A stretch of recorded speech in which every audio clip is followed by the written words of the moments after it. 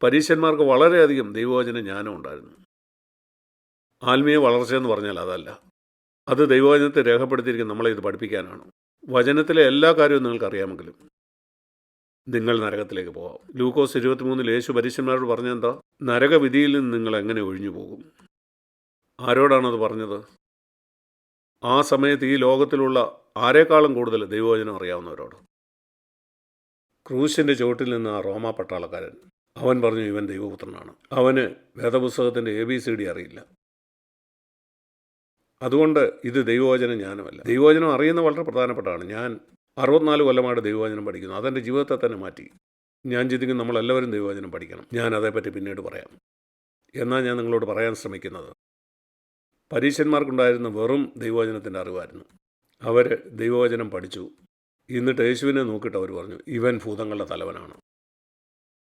ആരാണ് യേശുവിനെ ഭൂതങ്ങളുടെ തലവനെന്ന് ബെയൽസെബൂൽ എന്ന് വിളിച്ചത്? റോമാക്കാരായിരുന്നില്ല. അല്ല. ജാതികളല്ല. അത് സാധുക്കരുമായിരുന്നില്ല. അവർ ദൈവവചനം എല്ലാം വിശ്വസിക്കുന്നവരല്ല. പരീശന്മാരാണ്. മറ്റെന്തിനേക്കാളും കൂടുതൽ ദൈവവചനം പഠിച്ചവർ. അവരാണ് യേശുവിനെ പിശാചെന്ന് വിളിച്ചത്. അതെന്താ നമ്മെ പഠിപ്പിക്കുന്നത്? നമ്മൾ യേശുവിനെ പിശാചെന്ന് വിളിക്കുന്നില്ല. എന്നാൽ ദൈവവചനം മുഴുവൻ പഠിച്ചിട്ട് നിങ്ങളൊരു ആത്മീയ അന്ധനായി തീരാം. അതാണ് ഞാൻ അവിടുന്ന് പഠിച്ചത്. നിങ്ങൾ വേദപുസ്തകം വായിച്ച് അതൊക്കെ ഓർത്തു വെച്ച് നിങ്ങൾക്കൊരു ആത്മീയ അന്ധനാകാം. അതിൻ്റെ തെളിവ് ദൈവവചനത്തിൽ നിങ്ങൾക്ക് വെളിച്ചം കിട്ടിയെങ്കിൽ നിങ്ങളുടെ ജീവിതം മാറും. നിങ്ങൾക്കറിയാം, പുതിയ നിയമത്തിൽ ഇപ്രകാരം ഒരു പദമുണ്ട്, വെളിപ്പാട്. ധ്യാനിക്കുക എന്ന പദമായിരുന്നു പഴയ നിയമത്തിൽ. ആ കാലത്ത് അവർ ദൈവവചനം ധ്യാനിക്കുകയായിരുന്നു. രാവും പകലും. സങ്കീർത്തനം 1 ദൈവവചനം ധ്യാനിക്കുന്ന മനുഷ്യൻ ഭാഗ്യവാൻ. ശരിയാണ്. ഇത് പരീശന്മാർ ചെയ്യുമായിരുന്നു. അവസാനം അവർ പറഞ്ഞു യേശു പിശാചാണ്. പുതിയ നിയമത്തിൽ അതിൻ്റെ അത്തുല്യമായ പദം എഫേസ്യ ലേഖനത്തിൽ പൗലോസ് പറയുന്നുണ്ട്, വെളിപ്പാടിൻ്റെ ആത്മാവിനെ നിങ്ങൾക്ക് തരണമെന്ന് ഞാൻ പ്രാർത്ഥിക്കുന്നു. ദൈവവചനം ധ്യാനിക്കുകയല്ല, വെളിപ്പെട്ട് കിട്ടുക. ചിലപ്പം ഞാൻ ഒരു വാക്യമായിരിക്കും വായിക്കുന്നത്. രാവിലെ ഞാൻ പറയും കർത്താവേ, ഞാൻ അതേപ്പറ്റി ചിന്തിക്കും, പിന്നെയും ചിന്തിക്കും, ആ വാക്യത്തെക്കുറിച്ച് ധ്യാനിക്കും. ധ്യാനം കൊണ്ട് നിർത്തത്തില്ല. എനിക്ക് വേണ്ടി ഒരു വെളിപ്പാടാണ്. കർത്താവെ എനിക്ക് വെളിപ്പെടുത്തി തരണേ. ഇതിൻ്റെ അർത്ഥം എന്താണ്? വെളിപ്പാട് എൻ്റെ ജീവിതത്തെ മാറ്റും. ഞാൻ ധ്യാനിക്കുമ്പം എൻ്റെ തലച്ചോറിൽ അറിവ് കിട്ടും. എൻ്റെ തലച്ചോറിൽ ആവശ്യത്തിൽ കൂടുതൽ അറിവുണ്ട് ദൈവവചനത്തെപ്പറ്റി. എനിക്ക് വേണ്ടി വെളിപ്പാടാണ്.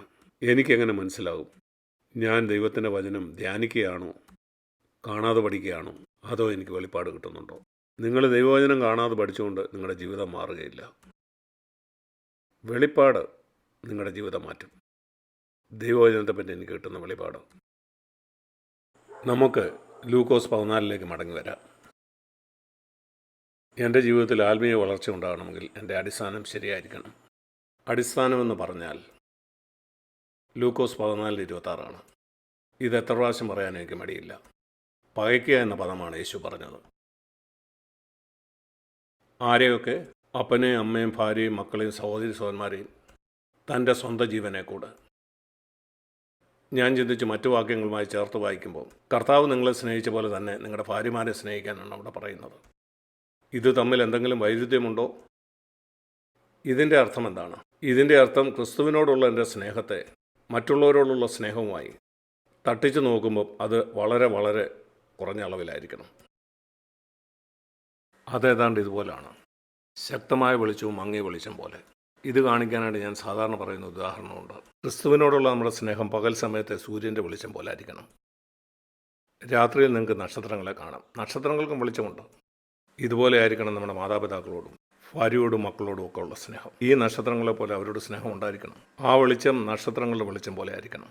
വളരെ വെളിച്ചം, പൂർണ്ണ ഹൃദയത്തോടുള്ള സ്നേഹം. എന്നാൽ രാവിലെ സൂര്യൻ ഉദിച്ചു കഴിഞ്ഞാൽ ഒരു നക്ഷത്രത്തെ പോലും നിങ്ങൾക്ക് കാണാൻ കഴിയില്ല.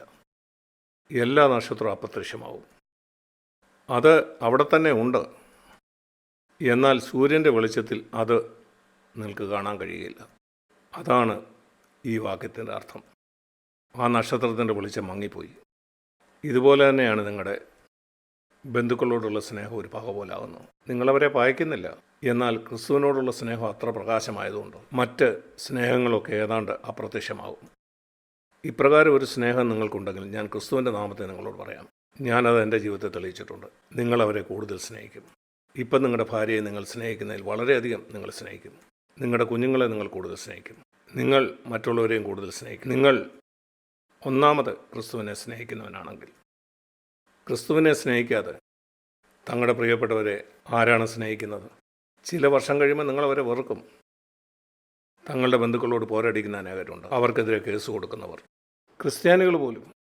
അതുകൊണ്ട് ശിഷ്യത്വത്തിൻ്റെ ഒന്നാമത്തെ വ്യവസ്ഥ, ഈ ഭൂമിയിലുള്ള ആരേക്കാൾ കൂടുതൽ ഞാൻ ക്രിസ്തുവിനെ സ്നേഹിക്കണം. എൻ്റെ ഭാര്യയെക്കാളും അധികം. എൻ്റെ ഭാര്യയും ക്രിസ്തുവും ആരെ തിരഞ്ഞെടുക്കും എന്ന കാര്യത്തിൽ എനിക്കൊരു സംശയം ഉണ്ടാകരുത്. ആത്മീയ പുരോഗതിയെക്കുറിച്ചാണ് ഞാൻ പറയുന്നത്. തുടർമാനമായിട്ട് എൻ്റെ വിവാഹത്തിന് മുമ്പ് ഞാൻ എൻ്റെ ഭാര്യയോട് പറഞ്ഞു, നിനക്കെൻ്റെ ജീവിതത്തിൽ നിന്ന് 2ാം സ്ഥാനമായിരിക്കും. നിൻ്റെ ജീവിതത്തിൽ എനിക്ക് 2ാം സ്ഥാനം മതി. എങ്കിൽ നമുക്ക് മനോഹരമായൊരു ജീവിതം ഉണ്ടാകും.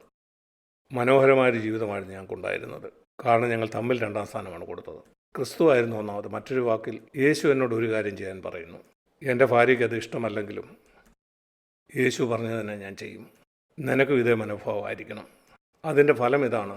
ഞങ്ങൾക്ക് വളരെ അനുഗ്രഹിക്കപ്പെട്ട ഒരു ജീവിതം ഉണ്ടായി. 55 കൊല്ലത്തെ കുടുംബജീവിതം ഭൂമിയിലെ ഒരു സ്വർഗമായിരുന്നു. കാരണം ഞങ്ങൾ ക്രിസ്തുവിന് ജീവിതത്തിൽ 1ാം സ്ഥാനം കൊടുത്തു. തമ്മിൽ 2ാം സ്ഥാനവും. എൻ്റെ മാതാപിതാക്കൾക്ക് 2ാം സ്ഥാനമായിരുന്നു. മറ്റ് എല്ലാ ബന്ധുക്കളും 2ാം സ്ഥാനമായിരുന്നു. ക്രിസ്തു ആയിരുന്നു ഒന്നാമത്. മക്കൾ 2ാം സ്ഥാനം. എൻ്റെ മക്കളെ പ്രസാദിപ്പിക്കാനായിട്ട് ക്രിസ്തുവിന് അവമാനം വരുത്തുന്ന ഒരു കാര്യത്തിന് ഞാൻ തയ്യാറല്ലായിരുന്നു. കുഞ്ഞുങ്ങൾ എന്നോട് പിണങ്ങുമെന്നുള്ളതല്ല എൻ്റെ വിഷയം. ക്രിസ്തുവിന് അവമാനം വരുത്തുന്ന ഒരു കാര്യം ചെയ്ത് ഞാൻ അവരെ സന്തോഷിപ്പിക്കില്ല. ഒരിക്കലുമില്ല. അങ്ങനെ ഒരു ചോദ്യമേ ഇല്ല. അതുകൊണ്ട് ഈ അടിസ്ഥാനം നിങ്ങളുടെ ജീവിതത്തിൽ നിങ്ങൾ ഇടുന്നില്ലെങ്കിൽ, എൻ്റെ പ്രിയ സഹോദരീസന്മാരെ, ഞാൻ നിങ്ങളോട് പറയട്ടെ, നിങ്ങൾ ഒരിക്കലും ആത്മീയ പുരോഗതി പ്രാപിക്കില്ല. ഇതായിരിക്കും അതിന് കാരണം. നിങ്ങളിൽ ചിലരുടെ തുടക്കം ഇതായിരിക്കും. എന്നാൽ കാലം കഴിഞ്ഞപ്പോൾ നിങ്ങൾ പൊത്തരുത്തപ്പെട്ടു. നിങ്ങൾ ആ അടിസ്ഥാനത്തിൽ ശക്തമായി നിലനിന്നില്ല. ഇതിൻ്റെ മറ്റൊരു കാര്യം, ശിഷ്യത്വത്തിൻ്റെ 2ാമത്തെ വ്യവസ്ഥ ലൂക്കോസ് 14:27 ഇത് എത്ര പ്രാവശ്യം പറയാനും എനിക്ക് മടിയില്ല. നാം ഇത് തുടർമാനം പ്രസംഗിക്കണമെന്നാണ് ഞാൻ ചിന്തിക്കുന്നത്. തൻ്റെ ക്രൂശ് എടുത്തുകൊണ്ട് യേശുവിൻ്റെ പിന്നാലെ വരാത്തവൻ. യേശുവിൻ്റെ ക്രൂശല്ല നാം വായിക്കേണ്ടത്. അല്ല, ശിമയോനെക്കുറിച്ച് നാം വായിക്കുന്നുണ്ട്. യേശു ഇടറി വീണപ്പം അവൻ യേശുവിൻ്റെ ക്രൂശ് എടുത്ത് അവൻ്റെ പിന്നാലെ ചെന്നു. ആ കാൽവറിയിലേക്കുള്ള വഴി. നിങ്ങൾ യേശുവിൻ്റെ ക്രൂശ് എടുക്കേണ്ട, അവൻ തൻ്റെ ക്രൂശ് ചുമന്നു. നിങ്ങൾ നിങ്ങളുടെ ക്രൂശ് ചുമക്കണം. ഇവിടെ വായിക്കുന്ന തൻ്റെ ക്രൂശ് ചുമന്ന് തൻ്റെ പിന്നാലെ വരാത്തവൻ തൻ്റെ ശിഷ്യനായിരിക്കാൻ കഴിയില്ല. എൻ്റെ ക്രൂശ് ചുമക്കുക എന്ന് പറഞ്ഞാൽ അതിൻ്റെ അർത്ഥം എന്താണ്? എന്നേക്കുമായിട്ട് ഒരിക്കലായിട്ട് ക്രൂശിക്കപ്പെടുക എന്നല്ല. യേശു ഒരിക്കലായിട്ട് ക്രൂശിക്കപ്പെട്ടു, തൻ്റെ ജീവിതത്തിൻ്റെ അവസാനം. എന്നാൽ അവൻ ലൂക്കോസ് 9:23 തൻ്റെ ക്രൂശെടുത്ത് തന്നെ അനുഗമിക്കട്ടെ എന്ന് പറഞ്ഞപ്പം അതിനർത്ഥം അവൻ എല്ലാ ദിവസവും ഒരു ക്രൂശ് വഹിച്ചു എന്നാണ്. നിങ്ങളത് മനസ്സിലാക്കിയിട്ടുണ്ടോ? എൻ്റെ പ്രിയ സഹോദരി സഹോദരന്മാരെ, ഇത് നിങ്ങൾ മനസ്സിലാക്കണമെന്ന് ഞാൻ ആഗ്രഹിക്കുന്നു. യേശു താൻ ജീവിച്ച 33.5 വയസ്സ് മുഴുവനും എല്ലാ ദിവസവും അവനൊരു ക്രൂശ് വഹിച്ചിരുന്നു. ആർക്കും കാണാൻ കഴിയാത്ത ഒരാന്തരിക ക്രൂശ്. മിക്ക ക്രിസ്ത്യാനികൾക്കും അതേപ്പറ്റി ഒന്നും അറിയില്ല. നമുക്ക് ലൂക്കോസ് 9:23 പോകാം. ഞാനത് വ്യക്തമായിട്ട് നിങ്ങളെ കാണിക്കാം. യേശു ഇവിടെ പറയുന്നത്, എന്നെ അനുഗമിപ്പാൻ ഒരുത്തൻ ഇച്ഛിച്ചാൽ, ലൂക്കോസ് 14:27 പറയുന്ന പോലെ. എന്നാൽ ഇവിടെ ഒരു കാര്യം കൂടെ പറയുന്നുണ്ട്. എന്നെ അനുഗമിപ്പാൻ ഒരുത്തൻ ഇച്ഛിച്ചാൽ അവൻ തന്നെത്താൻ നിഷേധിച്ച് നാൾ തോറും തൻ്റെ ക്രൂശെടുത്ത് എന്നെ അനുഗമിക്കട്ടെ.